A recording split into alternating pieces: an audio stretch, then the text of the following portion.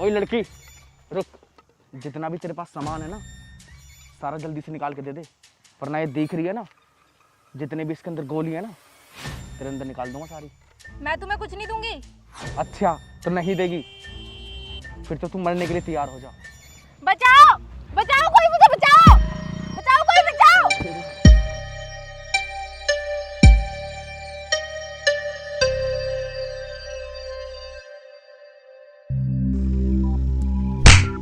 मुझे बेवकूफ समझ रहा है, ज्यादा चालाक बन रहा है। मुझे सब पता है ये तेरे ही आदमी थे। क्या मतलब है आपका? और मैडम आप कहना क्या चाहती हो? दो गुंडों को भेजकर और उनसे मुझे बचाकर हीरो बनकर मुझे इंप्रेस करने की कोशिश कर रहा है। मैं सब जानती हूँ, ये तेरे ही भेजे हुए किराए के गुंडे थे। मैडम आप पागल हो गई हो, जैसा आप समझ रही हो ना वैसा कुछ भी नहीं है। झूठ बोल रहा है तू, और तू क्या सोच रहा है? तू ये सब कर मुझे अपने जाल में फंसा लेगा? मैडम सबसे पहले तो आप मुझे ये बताओ कि ये सब मैं करूंगा ही क्यों? क्योंकि तुम लोगों का यही सबसे अच्छा तरीका होता है अमीर लड़कियों को इम्प्रेस करने का। समझती क्या हो आप अपने आप को? जो मन में आ रहा है बोले जा रही हो। तुम जैसों के पास पैसा तो होता नहीं है और जॉब तुम्हारी कहीं लगती नहीं है, इसीलिए हम जैसी अमीर लड़कियों को फंसाकर उससे शादी कर उसकी प्रॉपर्टी पर पूरी जिंदगी ऐश करना चाहते हो। वैसे कितनी दौलत है तुम्हारे पास, और तुम मेरे बारे में जानती ही क्या हो? कुछ नहीं जानना मुझे तेरे बारे में, तेरी हालत देखकर पता लग रहा है कि तू है क्या। तो ठीक है मैडम, आप मुझे माफ कर दीजिए, और मैंने ना बहुत बड़ी गलती कर दी तुम्हें उन गुंडों से बचाकर। ठीक है अब मैं चलता हूँ। वो सब तो तेरा नाटक था, क्योंकि गरीब से अमीर बनने का शॉर्टकट होता है तुम्हारा।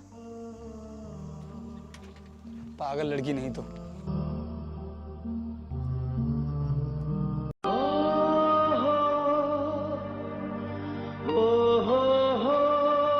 अरे यार तुमने इतना टाइम कहाँ पर लगा दिया? हम पार्टी के लिए कितना लेट हो रहे हैं।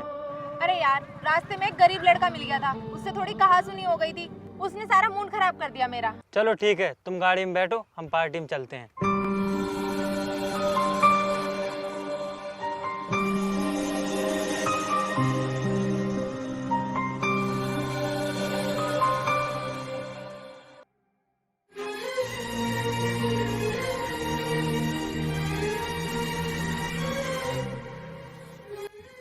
अरे यार क्या हुआ, गाड़ी क्यों रोक दी तुमने? चलो ना। अरे यार कहीं उस लड़के को ज्यादा चोट तो नहीं लग गई होगी? देखो तुम उसके चक्कर में मत पड़ो, ये गरीब लोग तो नाटक करते हैं पैसे लेने के लिए। हाँ तुम सही कहती हो, चलो हम चलते हैं।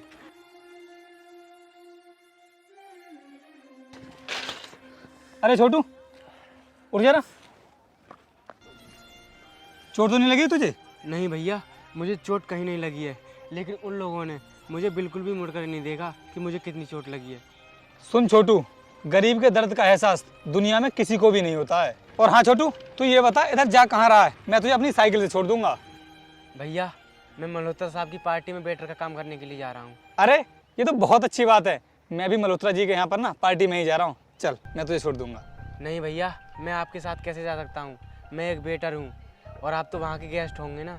सुन छोटू, गेस्ट से पहले ना मैं एक इंसान हूँ, और अब तो ना तू मेरे साथ ही चलेगा। चल आप दोनों साथ में ही चलते हैं। ठीक है भैया।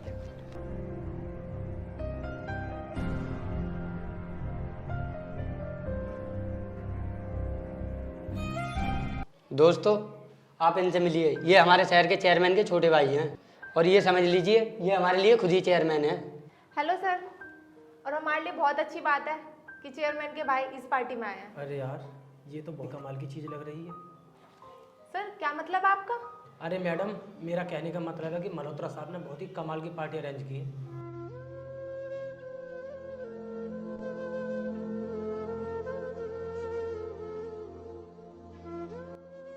आप लोग आपस में बात कीजिए, मैं अभी आता हूँ। अरे रोहतास आ गया तू? बहुत देर कर दी आने में। हाँ यार वो थोड़ा सा काम निकल आया था इस वजह से। चल कोई नहीं, और तू इन लोगों की पानी की व्यवस्था कर।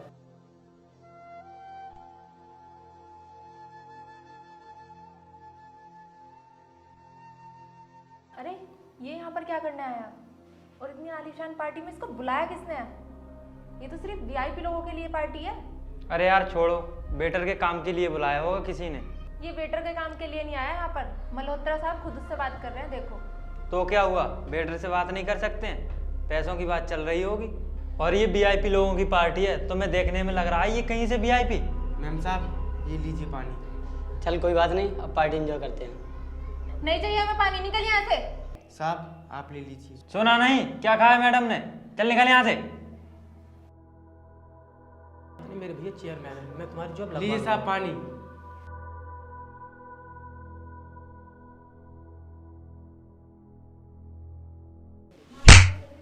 गवार बेटा, तूने मेरे ब्लेजर पर पानी गिरा दिया। साहब मुझसे गलती हो गई, मुझे माफ़ कर दो। क्या कहा? माफ कर दूं तुझे? अभी करता हूँ माफ। ले पी पानी। कितना पानी पिएगा? ले पी। ए रुको, ये क्या कर रहे हो तुम लोग? उसको परेशान क्यों कर रहे हो?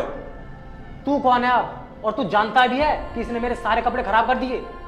इंसान है वो, और गलती किसी से भी हो सकती है। और वैसे भी ना, पानी उसने जानबूझकर नहीं डाला होगा तुम्हारे ऊपर। देख, तू मुझसे पंगा मत ले, और मुझसे पंगा लेकर तू बहुत बड़ी गलती कर रहा है। तू जानता नहीं है मैं कौन हूँ। तुम चाहे जो भी हो, लेकिन किसी गरीब पर ना इस तरह का अत्याचार नहीं कर सकते, वरना मैं अभी। वरना क्या कर लेगा तू? तू जानता भी है मैं चेयरमैन का छोटा भाई हूँ। अब मैं अच्छी तरह समझ गया हूँ, तुम्हारे जैसे लोग ना पॉलिटिक्स में आते ही इसीलिए हो ताकि गरीब लोगों पर धौंस जमा सको और उन पर अत्याचार कर सको। बदमाशी दिखा रहा है मुझे? चुपचाप इस पार्टी से निकल जा। ओए सुन, चेयरमैन होगा तो अपने घर के लिए, समझ गया? अरे रोहतास रुक जा, ये क्या कर रहा है तू? देखिए मल्होत्रा जी, इसने मेरे ऊपर हाथ उठाया है, जबकि मैंने इससे कुछ भी नहीं बोला है। देख यार, वो चेयरमैन का छोटा भाई है, ऐसे लोगों की हमें बर्दाश्त कर लेनी चाहिए। अगर ये बड़े आदमी हैं तो क्या किसी के साथ कुछ भी करेंगे? तुम नहीं जानते, इनके भाई ने 150 बीघा में अनाथ आश्रम बनवा रखा है। सारा मूड खराब कर दिया तूने। चल अब निकल यहाँ से। मैडम, मुझे आपसे कुछ बात करनी है। आप 1 मिनट बाहर आइए। 1 मिनट अभी आते हैं।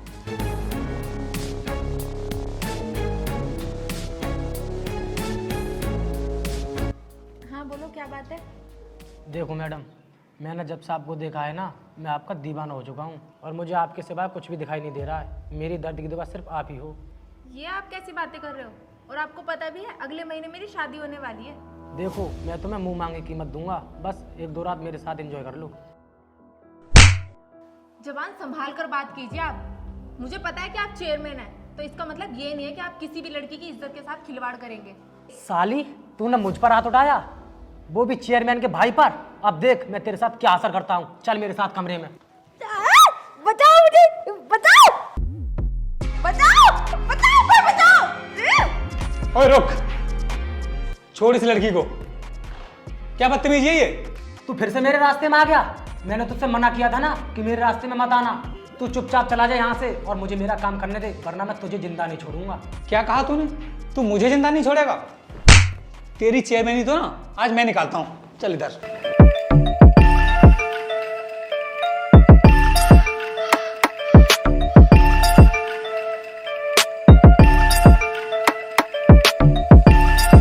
बस 10 मिनट रुक तू यहाँ पर, बस 10 मिनट, फिर बताता हूँ मैं तुझे। रोहतास, ये क्या किया तूने? चेयरमैन के भाई को पीटा। अगर उसके भाई को पता लग गया तो हम में से किसी को नहीं छोड़ेगा। मल्होत्रा जी, वो इस लड़की की इज्जत पर हाथ डाल रहा था, कैसे छोड़ देता मैं उसे? तो क्या हुआ? अमीर लोगों के ना शौक होते हैं लड़कियों के साथ मौज मस्ती करने के, और तुम पर क्या फर्क पड़ा? मैंने तुमसे तो कोई हेल्प मांगी नहीं। अब तुम्हारी वजह से ना हम सब मुसीबत में फंस गए हैं। इस मुसीबत से बचने का सिर्फ एक ही रास्ता है, हम इसे लेकर चेयरमैन साहब के पास चलते हैं, और ये खुद ही उनसे माफ़ी मांग लेगा। मैं उनसे माफी क्यों मांगूंगा जब मैंने कोई गलती ही नहीं की है? तो माफी तो मांगनी पड़ेगी तुझे, और उनके पैरों में गिरकर। हमारे साथ चल। हाँ हाँ चल हमारे साथ।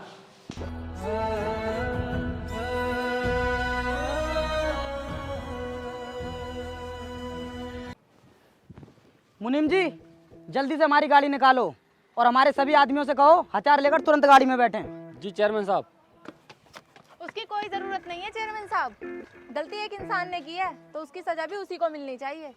सर, इस लड़के को हम आपके पास लेकर आए हैं, और ये आपका गुनहगार है। आप जैसी चाहें वैसी सजा दे सकते हैं इसे। अब खड़ा खड़ा देख क्या रहा है? पैरों में गिर के चेयरमैन सर से माफी मांग। ए लड़की, ये क्या कर रही है तू? सर, मुझे माफ़ कर दीजिए, मेरे भाई को आपके बारे में मालूम नहीं था, इसलिए ये गलती कर बैठा। नालायक, ये क्या किया तूने? इन पर हाथ छोड़ा। चल अभी के अभी इनसे माफ़ी मांग। भैया, मैं इससे माफ़ी क्यों मांगूं? और वैसे भी ये है कौन? तू जानना चाहता है ना कि ये कौन है? तो सुन, जो 150 बीघे की ज़मीन पर हमारा अनाथ आश्रम बना हुआ है, वो इनकी ज़मीन पर बना हुआ है, समझा तू? भैया, ये सब क्या बोल रहे हो आप? और सुन, हम ना हर बार इन्हीं की वजह से शहर के चेयरमैन बनते हैं, वरना हमारी इतनी हैसियत कहाँ है चेयरमैन बनने की। और तुम लोग जिनके कपड़े देखकर इन्हें मामूली इंसान समझ रहे हो ना, ये हकीकत में राणा इंडस्ट्रीज के मालिक हैं। क्या राणा इंडस्ट्रीज के मालिक? वो भी ये? राणा इंडस्ट्रीज तो बहुत बड़ा ब्रांड है यार। तुम लोगों को यकीन नहीं हो रहा होगा कि ये राणा इंडस्ट्रीज के मालिक हैं। मैं तुम्हें एक बात और बताता हूँ। इनके बड़े भाई ने एक बार कंपनी के मजदूरों को वेतन नहीं दिया था, तो पता है इन्होंने क्या किया? अपने भैया से लड़कर ये गांव चले गए, और गांव जाने के बाद इन्होंने अपना साधारण जीवन जीना शुरू कर दिया, और ये तभी से गांव में रहने लगे।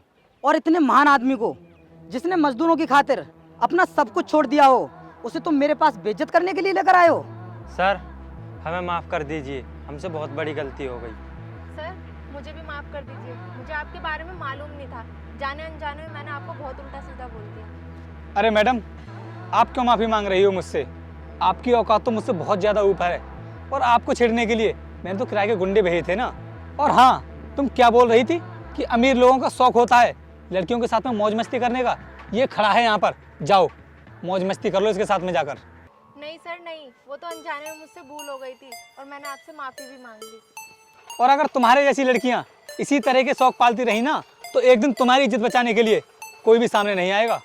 फिर तुम्हारी इज्जत सरेआम नीलाम होती रहेगी और तुम कुछ भी नहीं कर पाओगी। सर अब बस कीजिए, इससे ज़्यादा सहन नहीं कर सकती मैं। चलो छोड़ो इन सब बातों को। मुझे इस बात का बुरा नहीं लगा कि तुमने मेरी बेइज्जती की, मुझे बुरा उस बात का लगा कि तुम्हारे साथ बुरा हो रहा था, और जब मैंने उसका विरोध किया तो तुम लोगों ने गलत का ही साथ दिया, सच्चाई का साथ नहीं दिया। और हाँ, मैं तुम सभी लोगों से भी कहना चाहता हूँ कि जहाँ पर भी गलत होते हुए देखो तो उसका विरोध करो, उसका साथ कभी मत दो, वरना समाज में बुराई मजबूत हो जाएगी और सच का साथ कोई भी नहीं देगा। इसलिए आगे से तुम लोग भी ध्यान रखना। सर आज आपने मेरी आंखें खोल दी, और मैं आगे से किसी भी लड़की के साथ ऐसा नहीं करूँगा। मुझे माफ़ कर दीजिए। कोई बात नहीं, लेकिन याद रखना, जब तुम किसी की इज्जत करोगे ना, तभी दूसरा इंसान तुम्हारी इज्जत करेगा।